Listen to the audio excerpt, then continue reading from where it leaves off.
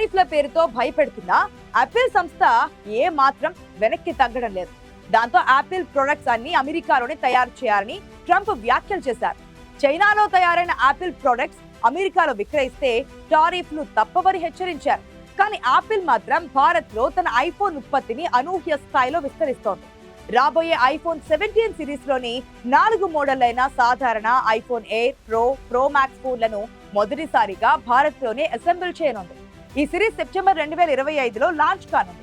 ఈ విస్తరణ America, China మధ్య పెరుగుతున్న వాణిజ్య ఉద్రిక్తతలు, ట్రంప్ టారిఫ్ల ఒత్తిడి నేపథ్యంలో యాపిల్ చైనాపై ఆధారపడడాన్ని తగ్గించేందుకు తీసుకున్న నిర్ణయంగా తెలుస్తోంది.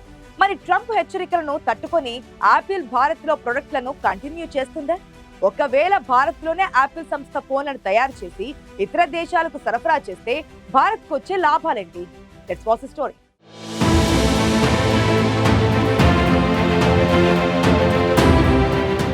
ఈ ఏడాది సెప్టెంబర్లో యాపిల్ సంస్థ తన ఐఫోన్ 17 సిరీస్ను లాంచ్ చేయనుంది. అందులో 4 మోడళ్లు ఉండనున్నట్టు తెలుస్తోంది. సాధారణ మోడల్తో పాటు ఎయిర్, ప్రో అండ్ ప్రో మ్యాక్స్లను యాపిల్ విడుదల చేయనుంది.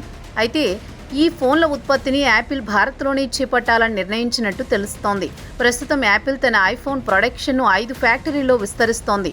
అందులో తమిళనాడులోని హోసూర్లో టాటా గ్రూప్, బెంగళూరు విమానాశ్రయం సమీపంలో ఫాక్స్కాన్ కొత్త ఫ్యాక్టరీలు ఉన్నాయి. ఐఫోన్ సిరీస్లోని అన్ని వేరియంట్లు ప్రీమియం ప్రో మోడళ్లతో సహా మొదటి రోజు నుంచి భారత్లో షిప్పింగ్ చేయబడతాయని, ఇది యాపిల్ చరిత్రలో ఒక మైలురాయని బ్లూంబర్గ్ నివేదిక వెల్లడించింది. ప్రస్తుతం భారత్లో తమిళనాడులో 2, కర్ణాటకలో 1 చొప్పున యాపిల్కు 3 ఐఫోన్ అసెంబుల్ ఫ్యాక్టరీలు ఉన్నాయి. కొత్త హోసూర్ ఫ్యాక్టరీ ఇప్పటికే పాత ఐఫోన్ మోడల్ అసెంబ్లీని ప్రారంభించింది. అయితే బెంగళూరులోని ఫాక్స్కాన్ ఫ్యాక్టరీ ఐఫోన్ 17 సిరీస్పై దృష్టి సారిస్తోంది. ఈ ఫ్యాక్టరీలు 2027 నాటికి 50,000 మందికి ఉపాధి కల్పించనున్నాయి. అందులో ఎక్కువ శాతం మహిళలకే ఉద్యోగాలు ఇవ్వనున్నారు.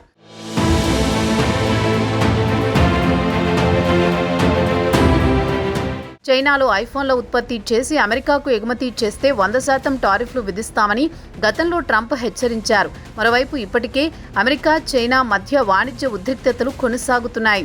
ఈ నేపథ్యంలో యాపిల్ తన ఐఫోన్ 17 అసెంబ్లీని మొత్తం భారత్కు మార్చాలని నిర్ణయించింది.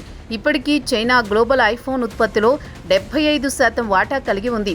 భారత్ ఇప్పుడు 18% సహకారం అందిస్తోంది. 2025లో ఇది 20% పెరిగే అవకాశం ఉంది. యాపిల్ 2026 నాటికి అమెరికా మార్కెట్కు వెళ్లే ఐఫోన్లలో ఎక్కువ భాగం భారత్లో ఉత్పత్తి చేయాలని లక్ష్యంగా పెట్టుకుంది. ఏప్రిల్, జూలై 2025 మధ్య భారత్ నుంచి $7.5 బిలియన్ విలువైన ఐఫోన్లు ఎగుమతి అయ్యాయి. గత ఆర్థిక సంవత్సరం మొత్తం $17 బిలియన్ పోలిస్తే కేవలం 4 నెలల్లో భారీ స్థాయిలో ఐఫోన్లు ఎగుమతి అయ్యాయి. ఈ ఎగుమతులు భారత్ను యాపిల్ గ్లోబల్ సప్లై చైన్లో కీలక హబ్గా మార్చాయి. ఇదిలా ఉండగా ఇండియాలో టాటా గ్రూప్ యాపిల్ సంస్థకు కీలక భాగస్వామిగా మారుతోంది. హోసూర్లోని టాటా కొత్త ఫ్యాక్టరీ, విస్ట్రాన్, పెగాట్రాన్ ఫ్యాక్టరీలను స్వాధీనం చేసుకోవడం ద్వారా రాబోయే 2 సంవత్సరాల్లో భారత్లో ఐఫోన్ ఉత్పత్తిలో సగం వాటాను కలిగే అవకాశం ఉంది.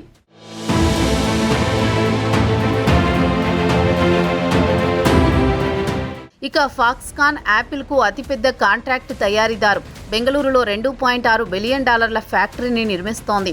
ఇది ఐఫోన్ 17 సిరీస్ను ఉత్పత్తి చేయడంపై దృష్టి పెడుతోంది.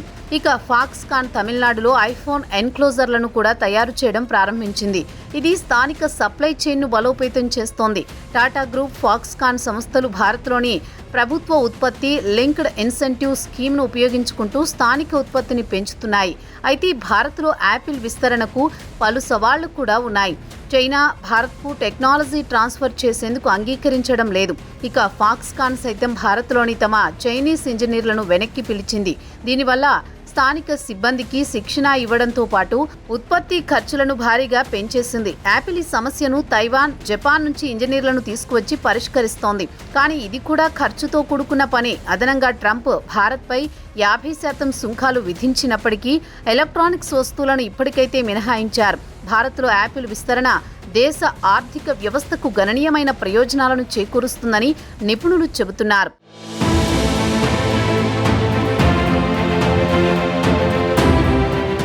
భారత్లో ఐఫోన్ ఎగుమతులు 2024-25లో $17 బిలియన్ నుంచి ఈ ఏడాది ఏప్రిల్, జూలైలో $7.5 బిలియన్ చేరాయి. ఇది భారత్ను అమెరికాకు ప్రముఖ స్మార్ట్ ఫోన్ ఎగుమతి హబ్గా మార్చింది. ఈ ఫ్యాక్టరీలు 50,000 మందికి ఉపాధి కల్పిస్తాయి. ఐఫోన్ ఉత్పత్తి ఖర్చు ఒక్కో యూనిట్కు $30 అవుతుండగా అమెరికాలో $390 ఖర్చు అవుతోంది. దీంతో యాపిల్కు భారత్ను ఆకర్షణీయమైన ఉత్పత్తి హబ్గా చేస్తోంది. అయితే కీలక భాగాలు ఇప్పటికీ చైనా నుంచే దిగుమతి అవుతుండటంతో భారత్లో కేవలం అసెంబ్లింగ్ మాత్రమే జరగనుంది. ఇదిలా ఉండగా యాపిల్ తీసుకున్న నిర్ణయం భారత్ను గ్లోబల్ ఎలక్ట్రానిక్స్ ఉత్పత్తి హబ్గా మార్చే అవకాశం ఉందని నిపుణులు చెబుతున్నారు. ట్రంప్ టారిఫ్లు ఎలక్ట్రానిక్స్ను మినహాయించినప్పటికీ భవిష్యత్తులో తన నిర్ణయం మార్చుకునే అవకాశం కూడా లేకపోలేదు. ఒకవేళ ట్రంప్ నిర్ణయం మారితే యాపిల్ లాభాలపై తీవ్ర ప్రభావం పడే అవకాశం ఉంటుంది. అదనంగా చైనా టెక్నాలజీ బదిలీపై ఆంక్షలు, స్థానిక నైపుణ్యం లోపం వంటి సవాళ్లు ఉత్పత్తి వేగాన్ని, నాణ్యతను ప్రభావితం చేసే అవకాశం కూడా ఉంది. అయితే భారత్లో యాపిల్ తన విడిభాగాల తయారీని పెంచడం దీర్ఘకాలిక లక్ష్యంగా ఉంది. కానీ దీనికి మరింత సమయం, పెట్టుబడి అవసరం ఉంది.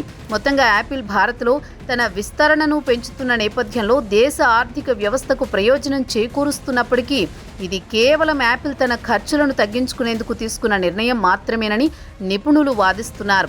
ఐఫోన్ 17 ఉత్పత్తి భారత్లో స్థానికంగా ఉపాధి అవకాశాలను పెంచుతుందని, ఇది ఎలక్ట్రానిక్స్ ఉత్పత్తిలో భారత్ను గ్లోబల్ లీడర్గా మార్చే అవకాశం కూడా ఉందని చెబుతున్నారు.